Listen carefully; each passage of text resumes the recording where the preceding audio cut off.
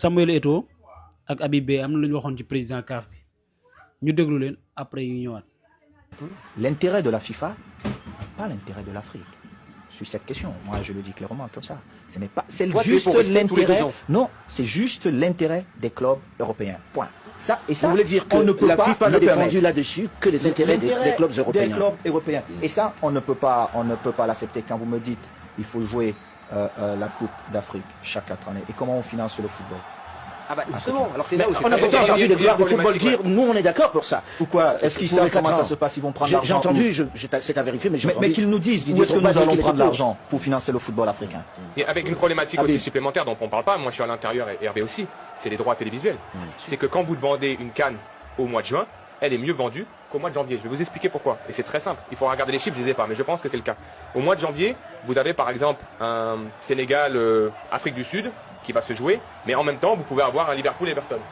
C'est-à-dire que les gens qui vont regarder le football peuvent être portés à regarder ce match Liverpool-Everton. Parce que, par contre, quand vous l'avez en juin et qu'il n'y a pas d'autres compétitions, le seul football que vous avez regardé en quelque sorte, c'est la Coupe d'Afrique des Nations. Il faudrait comparer les audiences sur des matchs en janvier et les audiences des matchs en juin. Mais je suis persuadé que lorsque vous avez une multiplication des compétitions, ça veut dire que si vous avez la Copa América, le championnat d'Europe, la CAN en même temps, à un moment donné, forcément, les gens vont faire un choix. Et la CAN va perdre en vente de droits télévisuels. La Copa América se joue parfois à 3h du matin. Nous avons des matchs à 3h du matin. C'est pour ça que les gens se réveillent pour regarder la Copa América. Moi, ce que je dis pour nous, Africains, ce que nous devons travailler, c'est de mettre notre football au niveau européen. Parce que, quand tu regardes aujourd'hui, ce sont les joueurs africains qui dominent les grands clubs européens. Oui, mais c'est ça le grand débat, c'est-à-dire qu'il faut nous. Mais après, il y a un aspect, là on parle de l'aspect politique, on parle de l'aspect financier, il y a un aspect qui est très important pour moi dans le développement du football africain, c'est l'aspect sportif.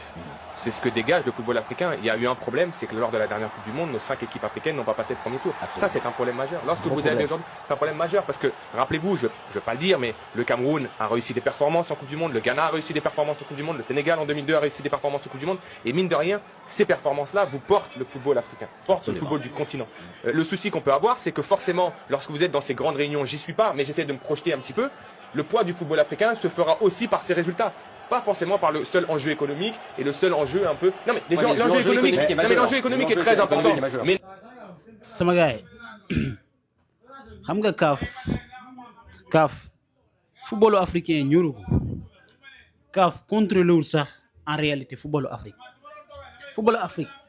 ñu ngi koy manipuler à partir de l'extérieur c'est-à-dire waa FIFA lu ñu bëgg moom mooy am Afrique FIFA lu mu bëgg mooy am Afrique ban compétition yi gis fi ci àdduna bi muy Copa América wala yeneen dëkk yi quoi di organiser seen coupe intercontinentale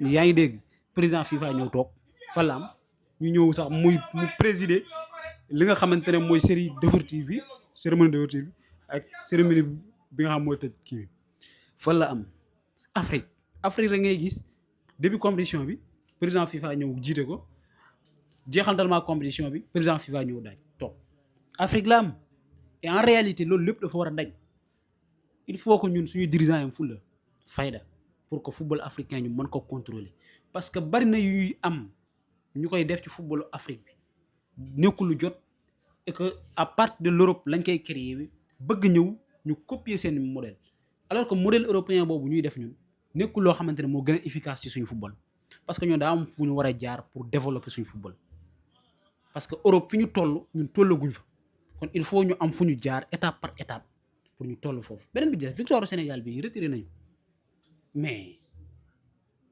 Sénégal am na ay moyens yu mën a jaar absolument et certainement dina ko def pour ñu casser verdict bi mais rusul na ba pare parce que image u Afrique la ñuy yàq site bu ne ngay gis àdduna bi ñu ngi ciy wax mais il faut que gars yi nañu taxaw parce que Maroc lu ñu organisé woon avant coupe d'Afrique bi ak waa CAF ak waa FIFA mooy que na Maroc jël li nga xamante ne mooy CAN bi loolu moom moo nekkoon seen intention et que loolu lañ bëggoon te tey jii loolu la ñuy concrétiser parce que li xew début CAN bi liñ leen sàccale ba ñu ñëw final parce que bu doon feneen lañ organiser compétition bi du ñëw final en réalité ñu ñëw final ak niñ def Sénégal pour Sénégal du nekk ci condition yu baax ba mën a nekk ci performance optimale am pour mën a jouer ak Maroc niñ ko def ci ñàkk de sécurité terrain d'entraînement bi hôtel yi ñu doon def yooyu yëpp liñ ci jubloon mooy Maroc jël ko parce que Maroc li ñu bëggoon a légitimer seen ak waa FIFA li ñu bëggoon a légitimer mooy seen demi-finale bi ñu demoon foog CAN coupe du monde ñoom li ñu bëgg a wax mooy Maroc moo nekk leader ci Afrique parce que moom moo dem demi-finale coupe du monde en réalité du demul noonu football gis nga kenn ku ne ngay teg 11 contre 11 la ku mën yaay dóor sa morom Sénégal dafa mën Maroc duma ko